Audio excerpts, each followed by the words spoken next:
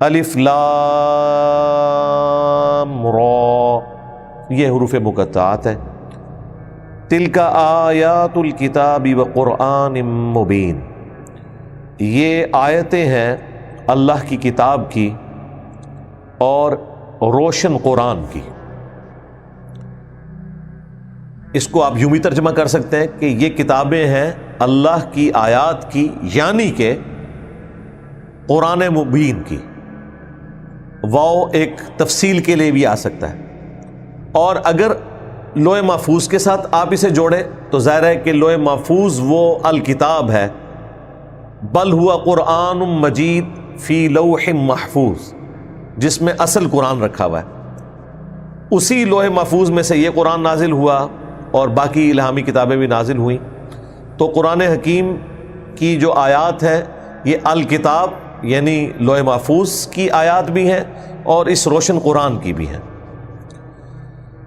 ربما یود الذین کفروا لو کانوا مسلمین، ایک وقت وہ بھی آنے والا ہے کہ جب کافر یہ تمنا کریں گے کاش وہ دنیا میں مسلم ہوتے۔ یہ قیامت کے دن جب وہ عذاب اپنی آنکھوں سے دیکھ لیں گے تو اس وقت یہ تمنا کریں گے۔ کیا سوز و گداز ہے اس آیت کے اندر کہ وہ وقت بھی آنے والا ہے کہ یہ لوگ تمنا کریں گے کاش ہم دنیا میں مسلم ہوتے۔ یعنی آج تو یہ پیغمبر کو دھمکیاں لگا رہے ہیں، آج یہ اہل ایمان کو ایمان لانے کی پاداش میں تکلیفیں دے رہے ہیں، لیکن ایک وقت آئے گا جب یہ خود عذاب الہی کو دیکھ لیں گے اپنی موت کے وقت یا آخرت میں، تو یہ بھی تمنا کریں گے کاش ہم دنیا میں مسلم ہوتے، سر تسلیم خم کر دیتے۔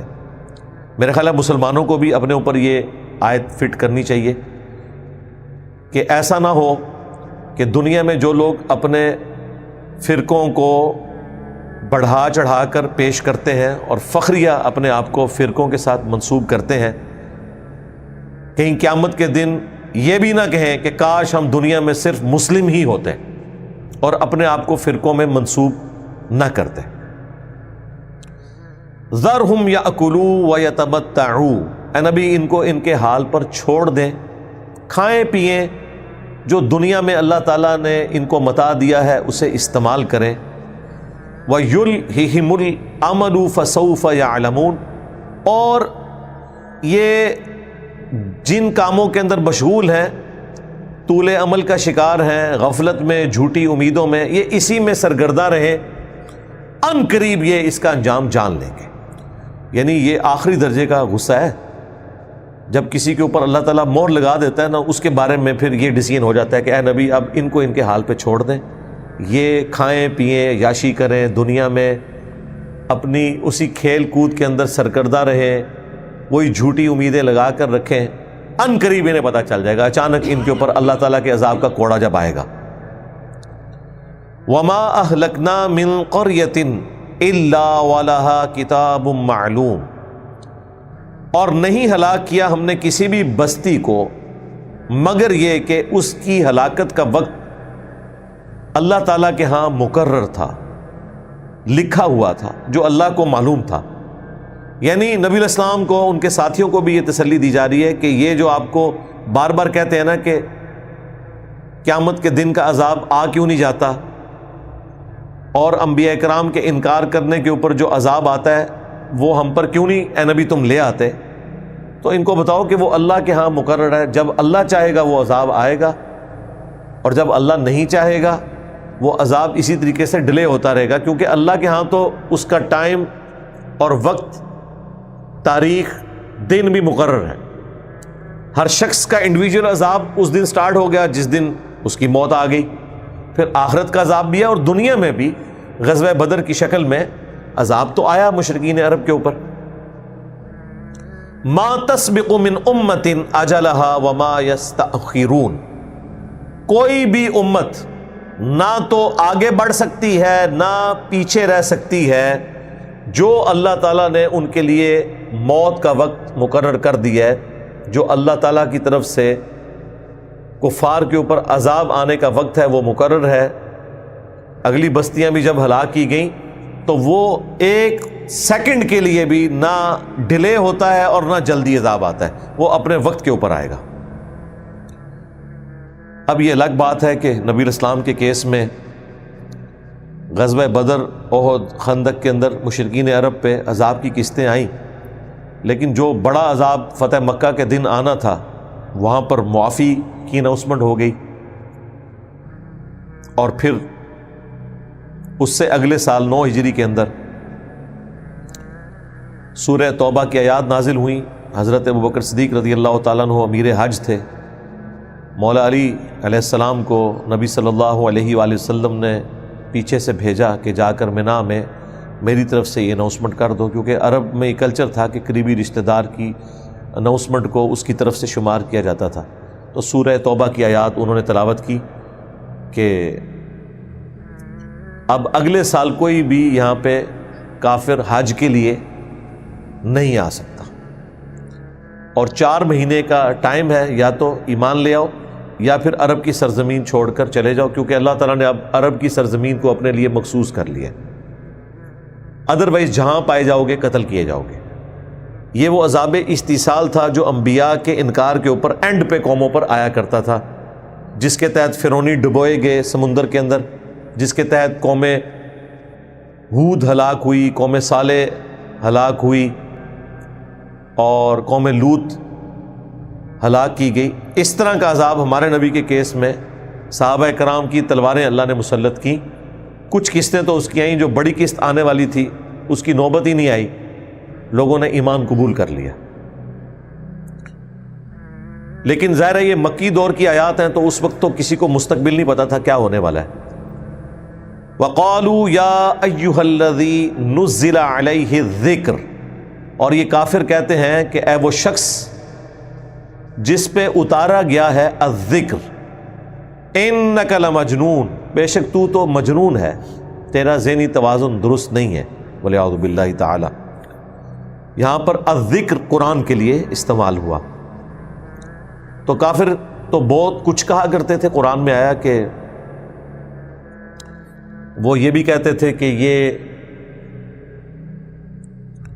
مجنون ہے، جو یہاں پہ بھی ذکر آیا، اس نے ایک اجمی غلام رکھا ہوا ہے جو اسے پڑھاتا ہے۔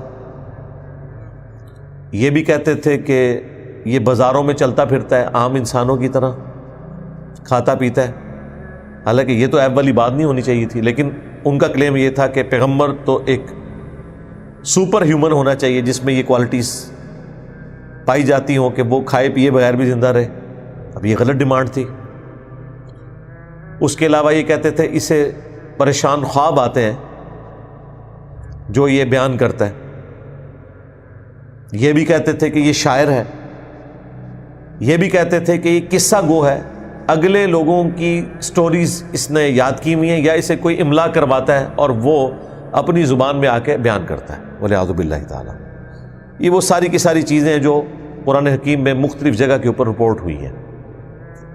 اب یہ باتیں سننا، ان کے اوپر صبر کرنا، یہ پیغمبر کے لیے ایک آزمائش والا معاملہ تو تھا، تو اللہ تعالیٰ ساتھ ساتھ پھر تسلی بھی دیتا ہے۔ یہاں پر ان کا ایک اعتراض نقل ہوا ہے کہ جب وہ مجنون کہتے تھے تو ساتھ کہتے تھے لَوْ مَا تَأْتِينَا بِالْمَلَائِكَةِ إِن كُنتَ مِنَ الصَّادِقِينَ، کہ کیوں نہیں تو فرشتوں کو ہمارے سامنے لے آتا اگر تو واقعی سچوں میں ہے۔ یعنی فرشتوں کو سامنے لے کر آ، قرآن تو سنتے تھے، ان کی زبان میں تھا، انہیں پتہ تھا اگلی قومیں ہلاک کی گئی، تو وہ ڈیمانڈ کرتے تھے کہ جس طرح اللہ تعالیٰ نے فرشتوں کے ذریعے اگلی قوموں کے اوپر عذاب بھیجا، تو وہ فرشتے کیوں نہیں نازل ہوتے یہاں بھی عذاب لے کر، یا تمہارے پاس اگر فرشتے آتے ہیں وہی لے کر تو ہمارے سامنے نظر آئے، ہم خود دیکھیں، ہماری آنکھوں کے سامنے ان کو لے کر آؤ۔ اب اللہ تعالیٰ نے اس کے جواب میں کیا ارشاد فرمایا؟ یہ اعتراض مختلف جگہوں پہ آئے، سورۃ الانعام میں بھی گزرا، وہاں پہ کچھ اور جواب تھا، وہ سارے جواب آپ ایک جگہ جمع بھی کر سکتے ہیں، باقی مین جواب یہی ہے جو یہاں پر آ رہا ہے، ما ننزل الملائکۃ الا بالحق۔ اللہ تعالیٰ جواب دے رہا ہے نبی الاسلام کی طرف سے کہ ہم فرشتوں کو نہیں بھیجتے مگر حق کے ساتھ، با مقصد، وما کانوا اذا منظرین، اور جب وہ فرشتے نازل ہوتے ہیں نا پھر مہلت نہیں دی جاتی کافروں کو. یعنی یہاں پہ یہ پیش گوئی تھی کہ یہ جو فرشتے ڈیمانڈ کر رہے ہو نا، پھر فرشتے تو عذاب ہی لے کے آئیں گے. یہ جو کہہ رہے ہو نا فرشتے کیوں نہیں نازل ہوتے، فرشتے آ گئے تو پھر تسی گئے. تو یہ فرشتے ڈیمانڈ کرنا بند کرو. اللہ تعالیٰ کی طرف سے جو ڈھیل ہے اسے غنیمت سمجھو. اچھا، بعض جگہ پہ یہ جواب بھی آیا جب انہوں نے اعتراض کیا کہ نبی الاسلام کے بارے میں کہ یہ عام انسانوں کی طرح ایک انسان ہے، کوئی فرشتہ کیوں نہیں پیغمبر بنا کے آیا سورہ بنی اسرائیل میں. تو اللہ تعالیٰ فرماتا ہے کہ اگر زمین پر فرشتے آباد ہوتے تو ہم فرشتوں میں پیغمبر بھیجتے، چونکہ اب انسان آباد ہے تو پیغمبر انسانوں میں سے ہے. اچھا، اگر فرشتہ کوئی آ جاتا نا پھر انہوں نے یہ کہنا تھا کہ یہ تو فرشتہ ہے، اسے کیا پتا کہ بھوک لگے تو کس تکلیف سے گزرنا پڑتا ہے، اس کے ساتھ تو پیٹ نہیں لگا ہوا، یہ ہمارے لیے کون سا آئیڈیل بنا دیا. تو اللہ تعالیٰ کے پاس دو ہی چوائسز تھیں اس حوالے سے، یا تو انسان پیغمبر ہوتا یا انسان کے علاوہ کوئی اور مخلوق ہوتی. تو انسان ہی پیغمبر ہو یہی بیسٹ پاسبلٹی ہے، کیونکہ انسان ہی انسان کے لیے آئیڈیل ہو سکتا ہے. تو اللہ تعالیٰ فرما رہا ہے یہ جو فرشتے مانگتے ہیں نا، تو فرشتے تو پھر کسی مقصد کے تحت نازل ہوتے ہیں، اور پھر مقصد تمہارے حق میں تو یہ ہوگا کہ تم پر عذاب نازل ہوگا. اور غزوہ بدر میں بخاری مسلم میں آیا فرشتے نازل ہوئے، احد میں بھی نازل ہوئے. فرشتوں نے کتنے کافروں کو قتل کیا، حتیٰ کہ بخاری میں حدیث ہے حضرت جبرائیل علیہ السلام نے جب نبی صلی اللہ علیہ وآلہ وسلم سے پوچھا کہ آپ کے اصحاب میں سب سے افضل کون ہے، تو نبی علیہ السلام نے کہا کہ جو میرے ساتھ بدر میں شریک ہوئے. تو حضرت جبرائیل نے کہا کہ ہم فرشتوں میں بھی سب سے افضل فرشتے وہ ہیں جو بدر میں آپ کے ساتھ شریک ہوئے تھے. تو فرشتوں کے مراتب بھی اس حوالے سے ہے، تو بدر میں شریک ہوئے اور وہ لوگوں کی تسلی کے لیے تھا. اللہ کو تو فرشتوں کی حاجت نہیں ہے. 5000 فرشتوں کے ذریعے تمہاری مدد کروں گا، یہ قرآن حکیم میں آیا. پھر اللہ تعالیٰ نے ساتھ یہ کہا کہ یہ تو تعداد جو بیان کر رہے ہیں تمہاری تسلی کے لیے، باقی مدد تو اللہ کی طرف سے ہے. اب وہ شعراء آفاق آیت آ رہی ہے سورہ الحجر کی آیت نمبر 9. اِنَّا نَحْنُ نَزَّلْنَا الذِّكْرَ وَإِنَّا لَهُ لَحَافِظُونَ. دیکھیں اس میں تاکید کیا ہے، اِنَّا بے شک ہم نے، نحنو ہم نے، نزلنا ہم ہی نے نازل کیا، الذکر اس یاد دہانی کو، وَإِنَّا اور بے شک ہم ہی، لَهُ لَحَافِظُونَ ضرور بالضرور، لَحَافِظُونَ ضرور، پھر ضرور آ گیا، اس کی حفاظت کرنے والے ہیں. ہم پر بھی زور ہے. ہم کا سیگا آپ دیکھ لیں 1 2 3 دفعہ آیا، پھر چوتھی دفعہ بھی آیا حفاظت کے پوائنٹ آف ویو سے. تاکید آئی 3 دفعہ کہ ہم اس کی حفاظت کرنے والے ہیں، اور تاکید آئی 3 دفعہ کہ بے شک ہم ہی نے اسے نازل کیا. یہ قرآن حکیم میں وہ مقام ہے جو قرآن حکیم کی حفاظت کا ذمہ اللہ تعالیٰ نے لیا. اس کانٹیکسٹ میں شعراء آفاق آیت ذروہ سنام یعنی ایپیکس چوٹی وہ یہ آیت ہے، اور یہاں پر قرآن کو اللہ تعالیٰ نے الذکر فرمایا، یعنی یاد دلانے والی چیز. قرآن کس کی یاد دلانے والی کتاب ہے؟ اللہ کی. الذکر دی ریممبرنس، یعنی یہ وہ کتاب ہے جو یاد دلاتی. اچھا، آپ کو اگر کسی کی یاد دلائی جائے تو اس شخصیت کی، اس ہستی کی یاد دلائی جاتی ہے جس کا تعارف آپ کو آلریڈی معلوم ہو لیکن کسی وجہ سے آپ بھلا چکے ہوئے ہو. دنیا میں بھی اگر آپ کو کسی نے کوئی چیز گفٹ دی ہے نا، اور کبھی اپنے کمرے کی سیٹنگ کے دوران اس کا وہ گفٹ سامنے آ جائے نا تو فوراً آپ کو یاد آتا ہے یہ فلاں نے دیا تھا، یعنی اس کا تعارف پہلے آپ کے پاس ہوتا ہے. وہ گفٹ آپ کو یاد دلاتا ہے کہ یہ مجھے کسی نے دیا تھا. قرآن وہ گفٹ ہے، وہ یاد دہانی ہے جو ہماری انسٹنکٹ میں اللہ تعالیٰ نے توحید ڈال دی تھی. جو اللہ تعالیٰ نے ہماری روحوں سے عہد لیا تھا، الست بربکم قالوا بلا، سورۃ الاعراف میں آیا، سب نے کہا تھا کہ اے ہمارے رب بے شک تو ہی ہمارا پروردگار ہے۔ تو ہماری یادوں میں کہیں دفن ہے یہ چیز توحید، اسے دوبارہ سے یاد دلانے والی چیز جو ہے وہ قرآن ہے۔ قرآن اللہ تعالیٰ کا بہترین ذکر ہے، ظاہر ہے اللہ تعالیٰ کا تعارف اس کے اندر موجود ہے، اللہ تعالیٰ کی تعریف اس کے اندر موجود ہے۔ اب وہ آیات جن میں اللہ تعالیٰ نے یہ ذکر کیا کہ اللہ تعالیٰ کو کثرت سے یاد کرو، وَاذْكُرُوا اللَّهَ كَثِيرًا، اللہ تعالیٰ کو کثرت سے یاد کرو تاکہ تم کامیاب ہو جاؤ۔ تو اللہ کا جو یاد والا معاملہ ہے، اللہ کا ذکر والا معاملہ ہے، جس میں ہمارے دلوں کا سکون ہے، جو ہم پچھلی سورت میں پڑھ چکے سورہ الرعد کے اندر، الا بذکر اللہ تطمئن القلوب، آگاہ ہو جاؤ بے شک اللہ کی یاد میں دلوں کا سکون ہے۔ اس میں میں نے تفصیلی آلموسٹ کوئی 40 منٹ کی گفتگو کی تھی اور بتایا تھا کہ اللہ تعالیٰ کا جو ٹاپ آف لسٹ ذکر ہے وہ قرآن ہے۔ اللہ کی تعریف بھی ہے، اللہ کو یاد دلانے والی چیز ہے، اور الذکر نصیحت کے معنوں میں بھی آتا ہے۔ نبی علیہ السلام بھی اللہ تعالیٰ کی طرف سے ذکر کرنے والے ہیں، یاد دہانی کروانے والے ہیں۔ وما ارسلناک الا رحمۃ للعالمین، وما ارسلناک الا کافۃ للناس بشیرا ونذیرا، یعنی یہاں پہ ہے ڈر سنانے والا، خوش خبری دینے والا۔ وما ہوا الا ذکر للعالمین، یہ نبی تو نہیں ہے مگر نصیحت تمام جہان والوں کے لیے۔ نبی علیہ السلام کے لیے بھی آیا، قرآن کے لیے بھی آیا، اللہ کا تعارف کروانے والے۔ تو میں نے یہ بتایا تھا کہ ٹاپ آف لسٹ جو ذکر ہے وہ قرآن، پھر اس کے بعد جو فرائض ہیں ہم پر، ان میں بھی ٹاپ کے اوپر نماز، وَأَقِمِ الصَّلَاةَ لِلذِّكْرِ، میرے ذکر کے لیے، یاد کے لیے نماز کو قائم رکھنا۔ اور باقی جو ذکر ہے جو ہم اٹھتے بیٹھتے اللہ تعالیٰ کو یاد کرتے ہیں، اس کا تو پروٹوکول بھی کوئی نہیں۔ الذین یذکرون اللہ قیاما وقعودا وعلی جنوبہم، اٹھتے بیٹھتے کروٹوں پر لیٹے اللہ کا ذکر کرتے ہیں، اللہ کو یاد کرتے ہیں۔ صبح شام کی دعائیں ہیں، وہ بھی ذکر کی ایک فارم ہے، لیکن ٹاپ آف لسٹ قرآن۔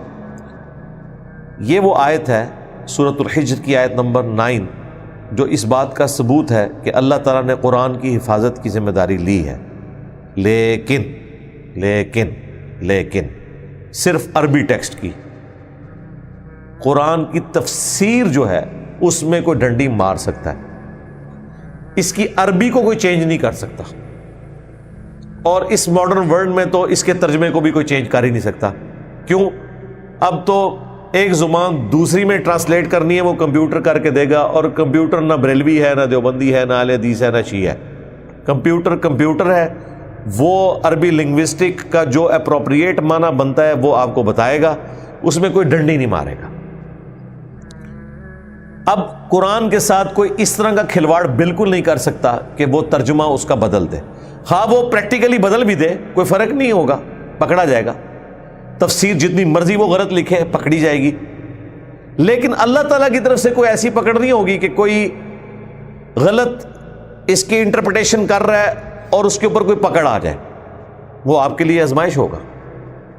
لیکن قرآن پاک کا جو ٹیکسٹ ہے نا، اس کی ذمہ داری اللہ تعالیٰ نے لی ہے، جس کا پریکٹیکل ثبوت یہ ہے کہ جن جن لوگوں نے تباہ آزمائی کرنے کی کوشش کی، ان کی کوشش ناکام رہی۔ اس وقت بھی دنیا میں لاکھوں میں نہیں، کروڑوں میں تعداد ہے ایسے لوگوں کی جو قرآن کو حفظ کیے ہوئے ہیں۔ آپ دیکھیں قرآن جب پرنٹ ہوتا ہے نا، اس کے اینڈ پہ لکھا ہوتا ہے کم از کم 4-5 حفاظ کی طرف سے سگنیچر ہوتے ہیں کہ ہم نے اسے حرف بہ حرف پڑھا ہے اور یہ بالکل درست ہے۔ اچھا، یہ کتاب کو ہم حضرت عثمان غنی رضی اللہ تعالیٰ عنہ کے نسخے سے جا کے میچ نہیں کرتے جو ٹرکی میں رکھا ہوا ہے یا رشیا میں، وہاں کس کی اپروچ ہے، اور یہ لے بھی جائیں تو میچ کر ہی نہیں سکتے، اس پہ تو زبر زیر پیش ڈلے ہی نہیں ہوئے ہیں، اور وہ تو ایک دوسرے خط میں لکھا ہوا ہے، وہ جو یہاں کے لوگ تو جانتے ہی نہیں ہیں۔ حفاظ کی کریمنگ اسے محفوظ بناتی ہے، اور وہ اس کی پروف ریڈنگ کرتے ہیں ایک ایک چیز کی، جو انہوں نے نسل در نسل ٹرانسفر کیا ہے۔ نبی علیہ السلام نے صحابہ کو سکھایا ہے، صحابہ نے تابعین کو، تبع تابعین کو، اس طریقے سے یہ ساری کی ساری چیز ٹرانسفر ہوئی اجماع امت سے، عملی تواتر سے۔ قرآن کی حفاظت اللہ تعالیٰ نے جو ذمہ لیا، اس کو اللہ تعالیٰ نے پورا کروایا امت کے ذریعے، کیونکہ ہمارے سامنے تو قرآن نازل نہیں ہوا، یہ خدمت اللہ نے امت کے سپرد کی۔ بڑے بڑے لوگ ڈنڈیاں مار کے گئے، قرآن کے کسی لفظ کو چینج نہیں کر سکے۔ آج ہم گمراہ فرقوں کو جو اتنے اعتماد کے ساتھ للکارتے ہیں کہ قرآن میں یہ لکھا ہوا ہے، آپ مجھے بتائیں اگر قرآن تبدیل ہو جاتا تو انہوں نے تو ہمارے دنیا میں چھوڑے جانے سے پہلے ہی اپنی مطلب کی آیات بیچ میں داخل کر لینی تھی۔ آج ان کے لیے مصیبت بنی ہوئی ہے، نہ انہیں غلط کہہ سکتے ہیں۔ وہ کہتے ہیں نہیں تفسیر کی بنتی ہے، تفسیر کا فلاں عالم نے لکھی ہے، ہم کہتے ہیں نہیں قرآن میں تو یہ لکھا ہوا ہے، بھاگ نہیں سکتے۔ اور یہی وجہ ہے کہ قیامت والے دن ہر شخص اللہ کی بارگاہ میں اکاؤنٹیبل ہے۔ جو شخص یہ کوئی گلہ شکوہ کر سکتا تھا نا کہ میں نے وقت کے پیغمبر کو اپنے سامنے نہیں پایا، اللہ نے اس کا گلہ شکوہ دور کر دیا، پیغمبر کا خلیفہ وصی قرآن کی شکل میں قیامت تک کے لیے محفوظ کر دیا۔ نبی الاسلام بھی تو اپنے بعد یہی قرآن ہی دے کے گئے نا۔ اگر قرآن کی حفاظت کی ذمہ داری اللہ تعالیٰ نہ لیتا تو پھر اللہ تعالیٰ کو پیغمبر بھیجنے پڑنے تھے، ادروائز اللہ تعالیٰ کی صفت عدل چیلنج ہو جاتی، کیونکہ اگر میرے تک تعلیمات ہی صحیح نہیں پہنچی ہیں تو میں اللہ کے حضور کیسے پکڑا جاؤں گا؟ اللہ تعالیٰ نے اس چیز کو انشور کیا قرآن کو محفوظ کر کے، کیونکہ پیغمبر کوئی نہیں آنا تھا۔ لہٰذا ختم نبوت کے اوپر ایک دلیل یہ بھی ہے کہ قرآن کو اللہ نے محفوظ کر دیا۔ لوگ کہتے ہیں اگلی کتابیں الہامی، کیا وہ لاڈلی کتابیں نہیں تھیں؟ بالکل تھی، انہیں کیوں نہیں محفوظ کیا؟ اس لیے کہ اس وقت اگر کوئی کتاب کے ساتھ ہیرا پھیری کرتا تھا نا تو وقت کا پیغمبر موجود ہوتا تھا۔ بخاری مسلم میں حدیث ہے کہ بنی اسرائیل کی سیاست جو تھی نا وہ بھی انبیاء کے ہاتھ میں تھی۔ کوئی بھی نبی اس وقت تک فوت نہیں ہوتا تھا جب تک کہ وہ اپنے حکومتی معاملات کو اگلے نبی کو ٹرانسفر نہ کرتے۔ تو آپ امیجن کریں کہ ہر وقت پیغمبر موجود ہو دنیا میں، کوئی ڈنڈی مار ہی نہیں سکتا، کوئی تشریح بھی غلط کرے گا تو لوگ کہیں گے جی پیغمبر سے فیصلہ کرواتے ہیں، تو اختلاف کے چانسز ہی ختم ہیں۔ اگر اب اللہ نے یہ ڈیسیژن کیا کہ پیغمبر میں نے کوئی نہیں بھیجنا، تو اس کا منطقی نتیجہ یہ تھا کہ اب کتاب پھر محفوظ ہونی چاہیے، کیونکہ اگر اب کتاب بدل گئی تو ہدایت تو ختم ہو گئی، سارے جنتی ہو گئے، کیونکہ اللہ کے حضور آپ مقدمہ جیت جائیں گے کہ مجھے کیا پتا تھا، میں نے جس زمانے میں آنکھ کھولی اس میں تو ایاک نعبد و ایاک نستعین کے ساتھ یا علی مدد بھی لکھا ہوا تھا، یا شیخ عبد القادر جیلانی مدد بھی لکھا ہوا تھا۔ آپ کوئی کہہ سکتا ہے نہیں جناب، جو پکارتے ہیں نا انہوں نے بھی حاشیے میں لکھا ہوتا ہے، قرآن میں نہیں داخل کر سکتے۔ تو اللہ تعالیٰ نے اس کتاب کو محفوظ اس لیے کیا چونکہ پیغمبر اب کوئی نہیں آنا تھا، ادروائز کتابیں تبدیل ہو جاتی، جس طرح اگلی ہوئی تھی یہ کتاب بھی تبدیل ہو جاتی، تو پھر تو اللہ تعالیٰ کے حضور ہم کوئی نہ کوئی مقدمہ اپنا پیش کر سکتے تھے کہ یا اللہ ہم تک تو بات ہی صحیح نہیں پہنچی۔ تو اللہ تعالیٰ نے اس قرآن کو محفوظ کیا، اور یہی وجہ ہے کہ نبی علیہ السلام کا جو دعوی نبوت ہے نا، اس کے اوپر جو سب سے بڑی دلیل ہے، آپ علیہ السلام کا سب سے بڑا جو معجزہ ہے جو ہم ہر وقت دنیا کو پیش کر سکتے ہیں، وہ اللہ کی کتاب۔ نبی علیہ السلام کی مبارک زندگی میں آپ کے جو فزیکل فنامنا آف نیچر کو توڑنے والے معجزات تھے، جن میں سے ایک ہی معجزہ ایسا ہے جو لوگوں کے سامنے ظاہر ہوا نبوت کی نشانی کے طور پر، بخاری مسلم میں آیا، وہ چاند 2 ٹکڑے ہوا۔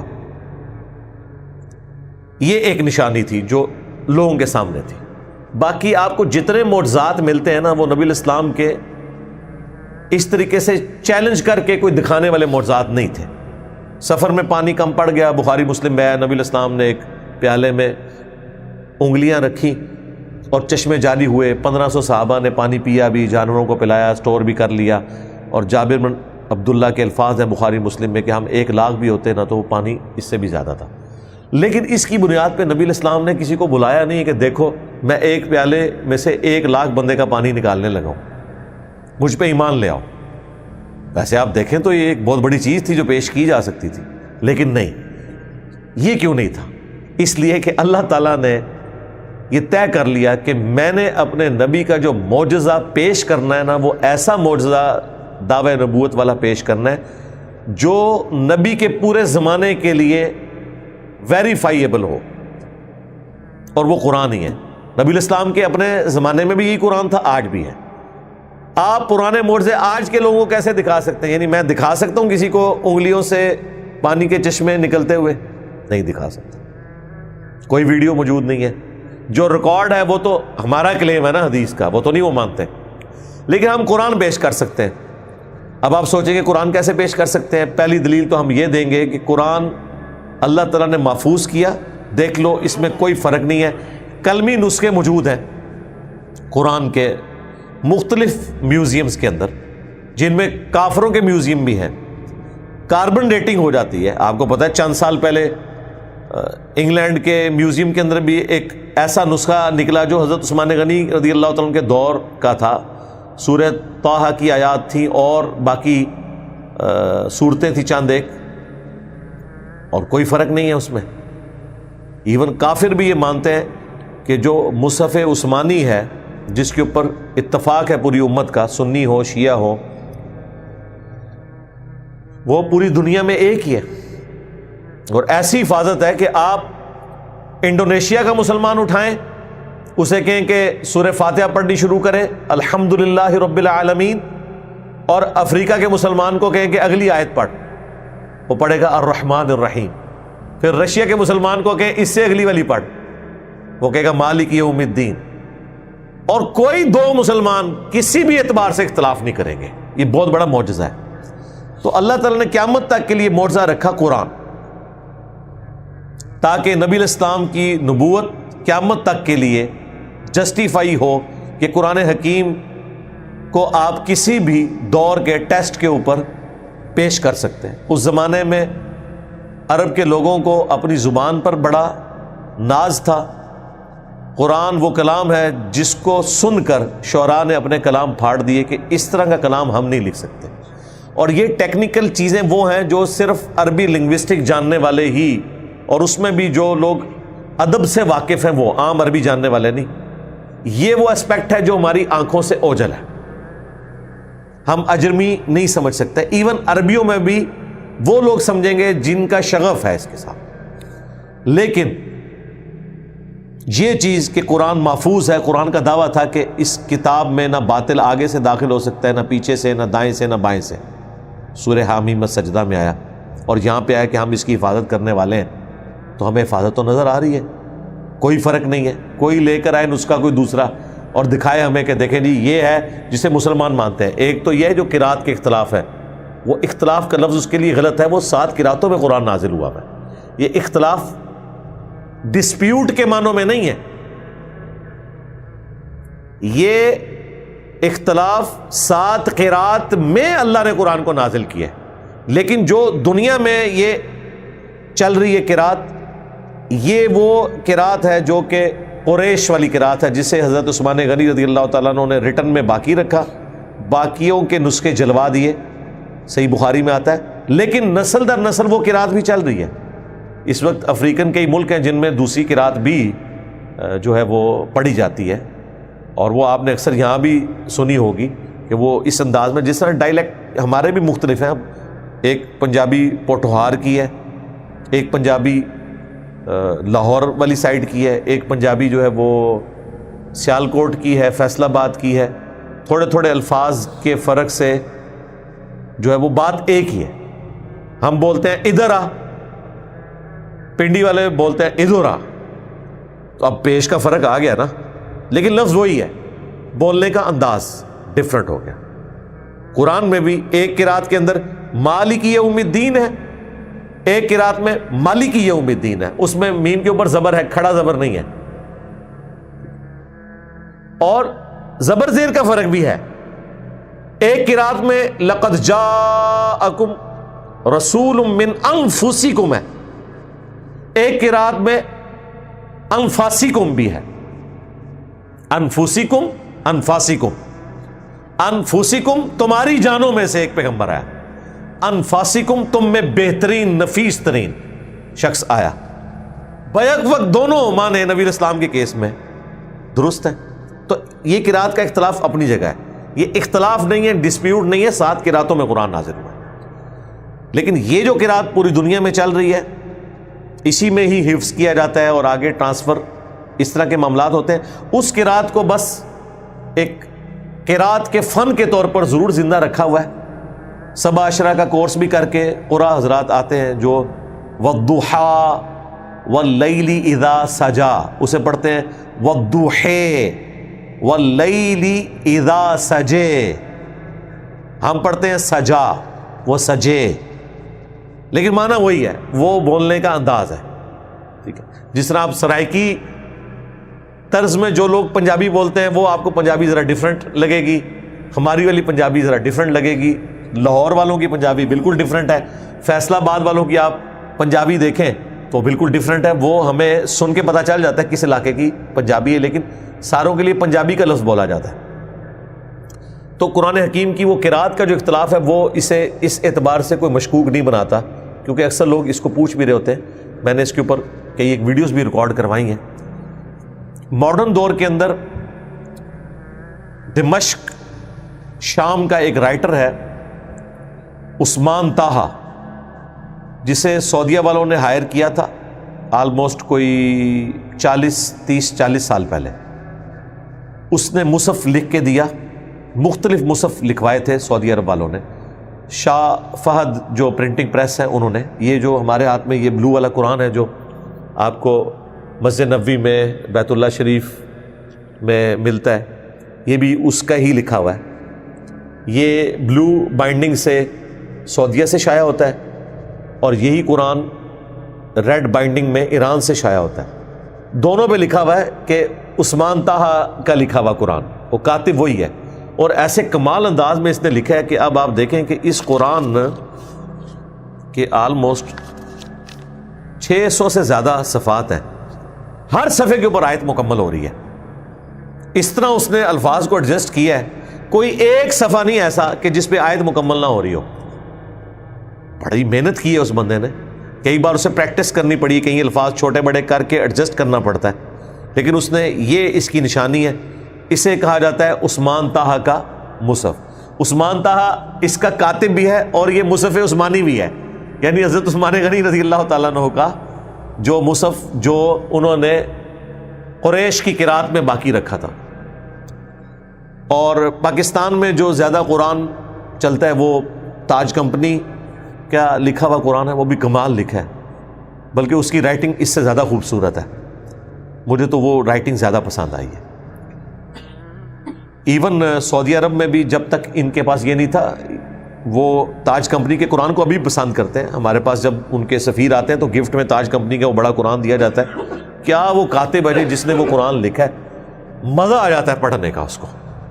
اور یہاں پہ جتنے حفاظ ہیں نا وہ تاج کمپنی والے قرآن سے نا حفظ کرتے ہیں، اسے کہتے ہیں 16 سطروں والا قرآن، یعنی 16 لائنوں والا قرآن ہے۔ اس قرآن میں 16 لائنیں ہوتی ہیں ہر صفحے کے اوپر، ہر صفحے پہ آیت تو نہیں مکمل ہوتی، لیکن وہ 16 لائنوں والا قرآن ہے، اور بڑے زبردست انداز میں جو ہمارے جتنے بھی یہاں حافظ ہیں انہیں ان کے دماغ میں بھی چل رہا ہوتا ہے کہ یہ اس صفحے پہ اس جگہ کر کے آیت آتی ہے، ظاہر ہے وہ پڑھ کے نا وہ دماغ میں خود بخود بیٹھ جاتی ہے چیز۔ جو بھی آپ قرآن پڑھتے ہیں، میں بھی جو قرآن بار بار پڑھتا ہوں مجھے اندازہ ہو جاتا ہے کہ اس صفحے پہ جا کے اس پورشن پہ وہ آیت آتی ہے، صفحہ نمبر نہ یاد ہو لیکن آئیڈیا ہوتا ہے کہ میں نے جو پڑھی تھی وہ ادھر آتی ہے جا کے۔ تو اس طریقے سے وہ لائنوں والا جو 16 لائنوں والا قرآن ہے۔ سعودی عرب کا جو قرآن ہے وہ 15 لائنوں والا ہے لکھا ہوا، یہ والا بلو قرآن۔ مختلف یعنی دنیا میں چیزیں چل رہی ہیں لیکن قرآن وہی ہے۔ یہ انہوں نے خط نسخ میں لکھا ہے جو ہم گول گول الفاظ لکھتے ہیں، لیکن آپ سعودی عرب میں جائیں تو انہوں نے جو اپنا قرآن ہے وہ گرین بائنڈنگ میں ہے، وہ چپٹے الفاظ ہوتے ہیں، اسے کیا کہتے ہیں جی، خط ریحان کہتے ہیں، ہاں چپٹے جو الفاظ لکھے جاتے ہیں، ہمیں تو وہ پڑھتے ہوئے بھی نا ذرا دقت ہوتی ہے، ظاہر ہے وہ ہمارا پڑھے جانے والا خط نہیں ہے، لیکن عربی اس خط کو پڑھتے ہیں۔ اچھا، لیکن اس میں پھر آپ دیکھیں اس میں جو کھڑا زبر، کھڑی زیر اور الٹا پیش یہ نہیں ہوتے، یہ ہماری ضرورت ہے، عربیوں کی ضرورت نہیں ہے۔ ہم جب تک میم کے اوپر کھڑا زبر نہیں ہوگا نا، ہم مالکی لفظ نہیں پڑھیں گے۔ ان کے قرآن پہ میم کے اوپر کھڑا زبر نہیں ہوگا، عام والا زبر ہوگا، ہم اسے پڑھیں گے مالکی یوم الدین، لیکن عربی اسے پڑھے گا مالکی یوم الدین۔ اسے پتا ہے کہ اس وقت یہاں پہ یہ پڑھنا ہے، کھڑی زیر نہیں ہوگی وہ لمبا کرے گا، الٹا پیش نہیں ہوگا، وہاں سیدھے والا پیش ڈلے گا، لیکن اسے پتا ہے کہ لاہو لکھا ہے نا تو میں نے اسے لاہو پڑھنا ہے، کیونکہ لینتھ ڈبل ہو جاتی، الٹا پیش عام پیش سے ڈبل لینتھ کا ہوتا ہے پڑھنے میں، کھڑا زبر عام زبر سے ڈبل لینتھ کا ہوتا ہے، کھڑا زیر عام زیر سے ڈبل لینتھ کا ہوتا ہے، تو انہیں پتا ہے وہ پڑھ لیتے ہیں۔ وہاں پہ اللہ بھی جو لکھا ہوگا نا اس پہ کھڑا زبر نہیں ہوتا، یہ والا زبر ہوتا ہے، لیکن پڑھیں گے وہ اللہ، اللہ نہیں پڑھیں گے، زبر کو چھوٹا نہیں پڑھیں گے، لیکن ہم لوگوں کے لیے تو پرابلم ہوتی ہے، اس لیے یہ زبر زیر اور یہ پیش۔ ویسے تو عربیوں کو وہ والے زبر زیر پیش کی بھی ضرورت نہیں ہے، ہمیں اردو میں کیا زبر زیر پیش کی ضرورت پڑتی ہے؟ جن لوگوں کو اردو آتی ہے، ہمارا بچہ بھی دال نون لکھا ہونا تو دن پڑھے گا، بچہ بھی اسے دون یا دن نہیں پڑھے گا، کیونکہ اسے پتا ہے نہ دن کوئی لفظ ہے نہ دون کوئی لفظ ہے، اور اگر کوئی الفاظ ہوں بھی تو وہ جملے سے پتہ لگا لیتا ہے کہ یہ لفظ میں ہے یا میں ہے۔ اب مجھے بتائیں، میں اور میں ایک جیسے لکھے جاتے ہیں، کیا اور کیا ایک جیسے لکھے جاتے ہیں، ہم جملے سے اندازہ لگا لیتے ہیں کہ میں نے اس کو کیا پڑھنا ہے یا کیا پڑھنا ہے، ہاں، لیکن جن لوگوں کو اردو نہیں آتی انہیں تو سکھانا پڑے گا کہ بھائی یہ یہاں پہ کیا ہے، یہ کیا ہے۔ اسی طریقے سے عربیوں کو کوئی مسئلہ نہیں ہے، وہ مصحف کو بغیر زبر زیر پیش کے پڑھ سکتے ہیں، کوئی ان کے لیے پرابلم نہیں ہے۔ اور اسی طریقے سے جن لوگوں نے زبانی قرآن یاد کیا ہوا ہے انہیں چاہے عربی لنگوسٹک نہ بھی آتی ہو، ہمارے حفاظ کو عربی کدھر آتی ہے، عربی پروناؤنس کرتے ہیں، عربی لینگویج ان کو نہیں آتی ہے، اس کی اٹھان کیا ہے، عربی کی ڈکشنری کیا ہے، اس کے باوجود آپ دیکھیں وہ بالکل ٹھیک پڑھتے ہیں۔ علماء غلط پڑھ دیتے ہیں، جنہیں عربی کا ترجمہ بھی آتا ہے، جنہیں عربی لنگوسٹک بھی آتی ہے، وہ غلط پڑھ دیتے ہیں۔ قاری حضرات جو حفاظ ہیں، جنہیں صحیح قرآن آتا ہے، وہ لفظ کو غلط نہیں پڑھتے، کیوں؟ انہوں نے اپنی کرائمنگ سے یاد کیا ہوا ہے۔ جس طرح ہم نے سورہ فاتحہ یا قرآن کی جو صورتیں ہم فریکوینٹلی پڑھتے ہیں وہ ہم نے کیسی یاد کی ہوئی ہیں، ہمیں تو کوئی غلطی نہیں لگتی اس میں۔ سورۃ الفاتحہ میں کبھی نہیں ایسا ہوگا کہ آپ 5ویں آیت کی جگہ 4تھی پڑھ دیں، وہ زبان پہ چڑھے گی نہیں، اگرچہ کسی کو اس کا معنی نہ بھی آتا ہو، وہ اس نے اسی طریقے سے اسے کرائم کیا ہوا ہے۔ اور یہ قرآن میں جو اللہ تعالیٰ نے ایک ڈیوائن میوزک، ملکوتی غنا جو رکھا، جو اس میں ایک وزن ہے جس کی وجہ سے قرآن کو آپ طرز لگا کے پڑھ بھی سکتے ہیں، یہ اسی وجہ سے تھا تاکہ عرب کے لوگ اسے زبانی یاد کریں۔ اگر یہ نثر میں ہوتا نا تو اس طریقے سے چیزیں یاد نہ ہوتی۔ اور قرآن کا یہ وزن اس کی حفاظت اس طرح کرتا ہے کہ آپ کسی ایک آیت کو اٹھا کے دوسری صورت میں فٹ بھی نہیں کر سکتے، وہ آیت بولے گی کہ میں ادھر کی نہیں ہوں۔ کئی صورتوں میں بھی ایک سے زیادہ کئی وزن آ جاتے ہیں، لیکن وہ جب وزن چلتے ہیں تو پھر ایک جیسے چلتے ہیں۔ تو اس وزن نے نہ صرف اس میں خوبصورتی پیدا کی ہے کہ آپ طرز بھی لگا سکتے ہیں، بلکہ حفاظت بھی کی۔ اب یہ عربی لنگوسٹک کی جو جتنی چیزیں ہیں، یہ تو جو عربی ادب کے جاننے والے لوگ ہیں وہ آپ کو بتا سکتے ہیں قرآن میں یہ اس طرح ہے۔ آج کے زمانے میں کیا ہو سکتا ہے؟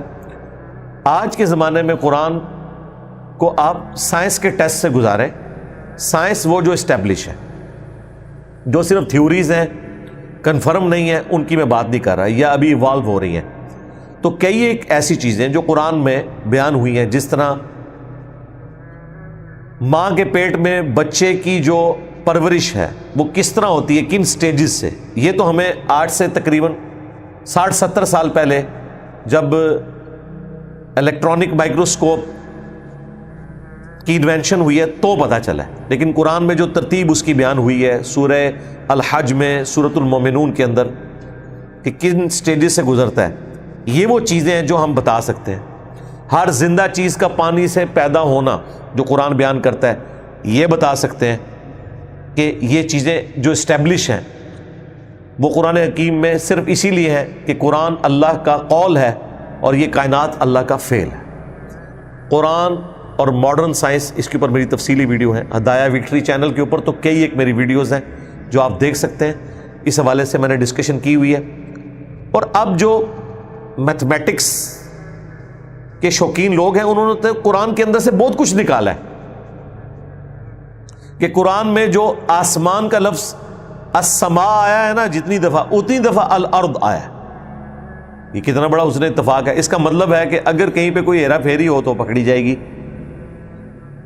اسی طریقے سے پانی اور خشکی کا جو ذکر آیا ہے وہ اسی ریشو پروپورشن سے آیا ہے جتنا اس پلانٹ ارتھ کے اوپر پانی اور خشکی کا ریشو پروپورشن ہے۔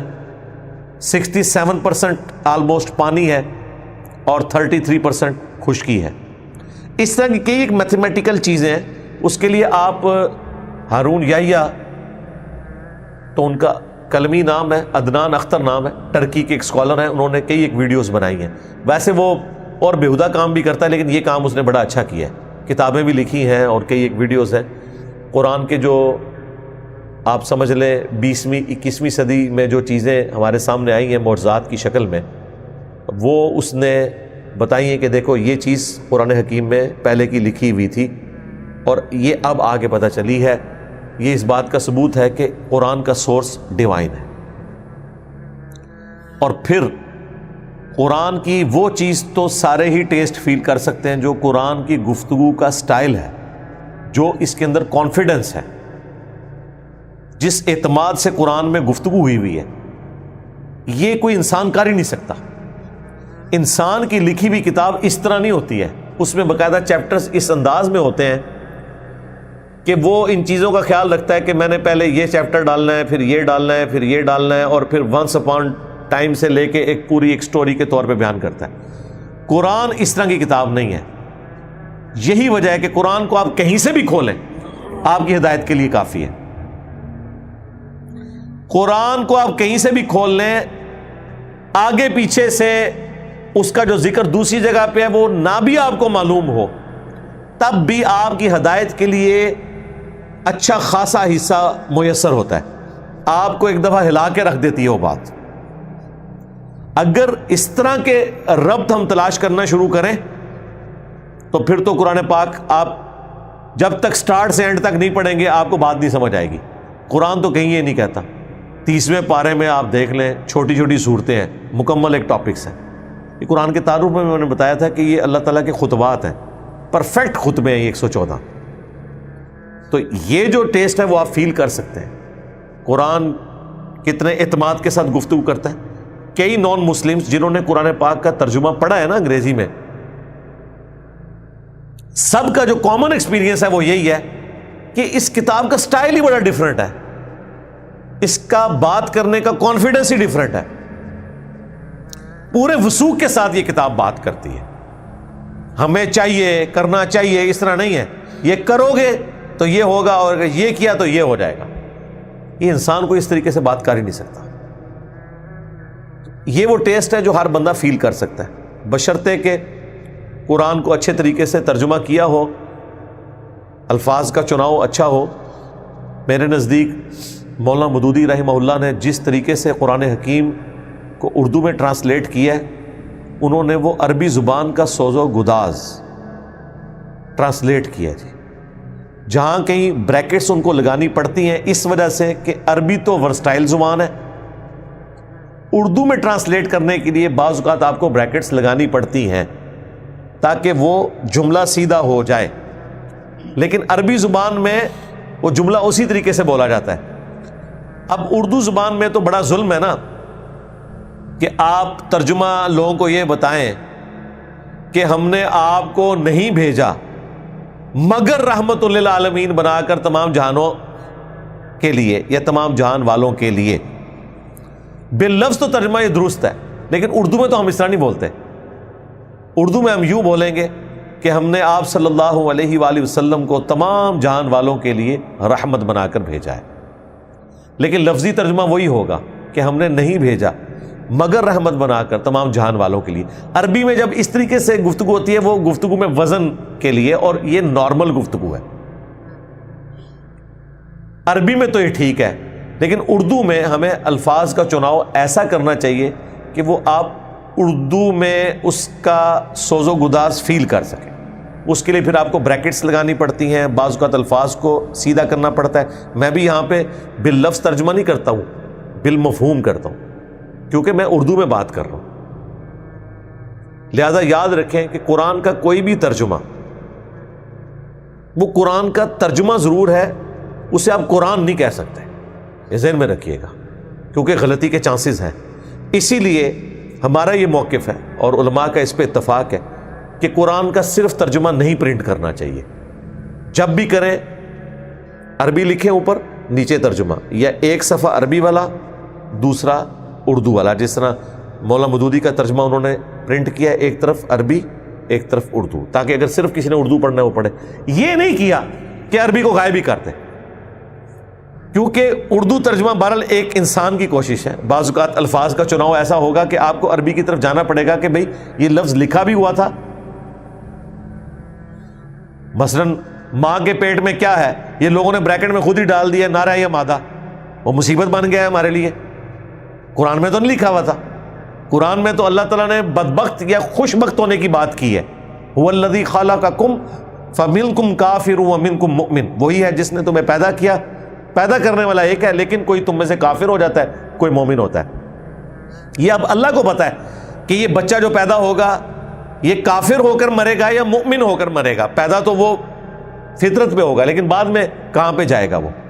لہذا قرآن کے بھی صرف عربی ٹیکسٹ کی گارنٹی ہے، اس میں کوئی رد و بدل نہیں ہوگا. ترجمے میں تفسیر میں لوگ ڈنڈی مار سکتے ہیں، کئی لوگوں نے ماری ہیں، ہم نے پکڑی ہیں. ایک جگہ انہوں نے حاضر و ناظر ترجمہ کر دیا، دوسری جگہ انہوں نے اس کا ترجمہ گواہ کر دیا، پکڑے گئے. یہ تو ایک ایسا ٹاپک ہے، اس میں 1 گھنٹہ اور بولا جا سکتا ہے کہ قرآن حکیم کس طریقے سے اللہ تعالیٰ نے اسے محفوظ کیا ہے. اگر کوئی شخص نیک نیتی کے ساتھ اپنے آپ کو قرآن کے سامنے پیش کرتے، خواہ وہ کسی گمراہ فرقے کا بھی ترجمہ پڑھے، وہ حق تک پہنچ جائے گا. گمراہی کتنی بھلائی ہوئی ہوگی، سورہ فاتحہ کا ترجمہ تو غلط نہیں ہوا ہوا نا، پکڑا تو جائے گا. جن جن لوگوں نے جہاں جہاں ڈنڈی ماری ہے وہ انہی کے ترجمے میں خود انہوں نے اپنی ڈنڈی پکڑ لی ہوئی ہے. دوسری جگہ جا کے پتہ چل جاتا ہے کہ یار یہ دیکھو ادھر کیا کر دیا انہوں نے، یہ بات تھی اصل میں. اور تفسیر بالکل 180 ڈگری کی ہوتی ہے، پکڑی جاتی ہے. یار قرآن میں تو یہ لکھا ہی نہیں ہوا تھا، انہوں نے کیا اس میں سے نکال لیا. اور یہ زیادہ تر کام کیا صوفیاء نے، اور ان کے کسٹوڈین اس وقت بریلوی اور دیوبندی، وہ زیادہ تر اس طرح کے معاملات کرتے ہیں. شیعہ کے ہاں تو بہت زیادہ اس طرح کا معاملہ کیا گیا، لیکن وہاں پہ بھی اچھے ترجمے موجود ہیں. سید فرمان علی شاہ کا ترجمہ بالکل صحیح ترجمہ کیا ہے، ایاک نعبد و ایاک نستعین کا.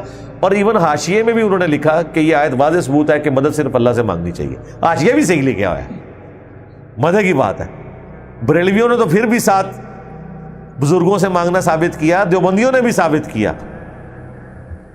شبیر احمد عثمانی نے محمود الحسن دیوبندی کے ترجمے میں حاشیہ لکھا کہ جو اولیاء اللہ سے مانگا جاتا ہے وہ بھی اللہ ہی کی مدد ہوتی ہے. لیکن شیعہ نے یہ کام نہیں کیا. پریکٹیکلی کیا کر رہے ہیں، مولادہ بات ہے. قرآن الحمدللہ جس نے بھی پری ڈیٹرمنٹ رزلٹس کے بغیر پڑھا ہے وہ حق تک پہنچ گیا. لہذا یہ اللہ تعالیٰ کا بہت بڑا احسان ہے.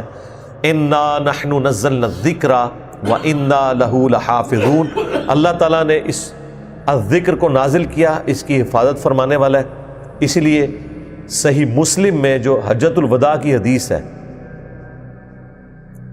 2950، اس میں نبی الاسلام کا جو حجۃ الوداع کا خطبہ ہے اس میں الفاظ ہیں، میں اپنے بعد تم میں وہ چیز چھوڑ کر جا رہا ہوں کہ جسے پکڑ لوگے تو کبھی گمراہ نہیں ہوگے، اور وہ اللہ کی کتاب ہے. مسلم شریف میں صرف کتاب اللہ کا ذکر ہے. ہاں حاکم میں آیا ہے قرآن اور سنت، اور ظاہر سنت کو ماننا، قرآن کو ماننا۔ اور جو غدیر خم کا خطبہ ہے مسلم شریف میں اوپر تلے 4 احادیث 6225 سے 6228 تک، وہ قرآن کی تعریف میں اس سے بہتر الفاظ اور کسی حدیث میں نہیں آئے۔ اے لوگو آگاہ ہو جاؤ، میں بھی ایک انسان ہوں، قریب ہے کہ اللہ کا قاصد میرے پاس آئے اور میں اس کی دعوت کو قبول کر لوں۔ میں اپنے بعد تم میں 2 بھاری چیزیں چھوڑ کر جا رہا ہوں، ان میں سے پہلی چیز اللہ کی کتاب ہے، اس میں ہدایت ہے، اس میں نور ہے۔ اللہ کی کتاب اللہ کی رسی ہے، وہی وَاعْتَصِمُوا بِحَبْلِ اللَّهِ جَمِيعًا وَلَا تَفَرَّقُوا، جو اسے پکڑے گا ہدایت پر ہوگا، جو چھوڑ دے گا وہ گمراہ ہو جائے گا۔ اور دوسری بھاری چیز میرے اہل البیت ہیں، میں اپنے اہل البیت کے معاملے میں تمہیں اللہ کا خوف دلاتا ہوں۔ یہ جملہ آپ نے 3 دفعہ ریپیٹ کیا۔ پھر بخاری مسلم میں حدیث ہے، عبداللہ ابن ابی اوفا سے پوچھا گیا کہ کیا نبی الاسلام نے اپنا وصی کسی کو بنایا تھا؟ ان کا رسول اللہ صلی اللہ علیہ وآلہ وسلم نے ہمیں قرآن کے مطابق چلتے رہنے کی وصیت کی تھی، یہ ہے وصی۔ بخاری مسلم میں حدیث ہے، نبی الاسلام جب بھی خطبہ دیتے، مسلم میں تو تفصیل کے ساتھ ہے 2005 نمبر حدیث، تو یہی کہتے ہیں اما بعد فإن خیر الحدیث کتاب اللہ وخیر الہدی ہدی محمد صلی اللہ علیہ وآلہ وسلم۔ آگاہ ہو جاؤ، سب سے بہترین کلام اللہ کی کتاب ہے، سب سے ہدایت یافتہ راستہ محمد صلی اللہ علیہ وآلہ وسلم کا ہے۔ بدترین کام وہ ہیں جو دین میں خود سے داخل کیے جائیں، یہ کام بدعتیں ہیں، تمام بدعتیں گمراہیاں ہیں، اور تمام گمراہیاں جہنم میں لے جانے والی ہیں۔ پچھلے دنوں جو سویڈن میں قرآن کی گستاخی ہوئی، تو اس کانٹیکسٹ میں نے تفصیلی ویڈیو بھی ریکارڈ کروائی تھی، جسے اور مواد چاہیے ہو تو وہ اس حوالے سے دیکھ لے۔ باقی یہ آیت اس چیز کی متقاضی تھی کہ ہم اس کے اوپر تفصیلی گفتگو کرتے، اس لیے میں نے اسے تفصیل کے ساتھ بیان کیا، کوئی تشنگی اس حوالے سے باقی نہ رہ جائے۔ اللہ تعالیٰ سے دعا ہے جو حق بات میں نے کہی ہمارے دلوں میں راسخ فرمائے، اگر جذبات میں میرے منہ سے کوئی غلط بات نکل گئی تو ہمارے دلوں سے اسے دھو ڈالے، ہمیں معاف بھی کر دے، ہمیں کتاب و سنت کی تعلیمات پر عمل کر کے دوسرے بھائیوں تک پہنچانے کی توفیق عطا فرمائے۔ سبحانک اللہم و بحمدک، اشہد ان لا الہ الا انت، استغفرک و اتوب الیک، وما علینا الا البلاغ المبین۔